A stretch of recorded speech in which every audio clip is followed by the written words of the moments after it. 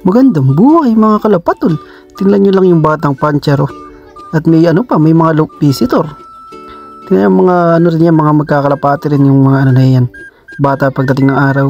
Kahit nahuli nga yung isang ibon natin na yan, Johnson Relax na Ex Machina saka Speedbird natin. Lang yan, ikikip natin yan pang breeding kasi yung isang Ex Machina natin na ay out na. Tingnan nyo lang, pinapakita niya sa mga tropa niya na mga batang Pancher din at tinuturo pa doon sa mga kulungan. Balak din ata mag-alaga ng mga kalapati. At lumabas na yung ating batang Pancher. Seriously bro. Nakitang-kita nyo naman. Hanggang dito na nga lang yan mga kalapatol. In-update lang tayo nung ating batang Pancher. Kita nyo, ayan, paalis na sila at nagtuturo-turo pa. Hanggang sa muli nating paglipad, mga kalapatol, kita-kits!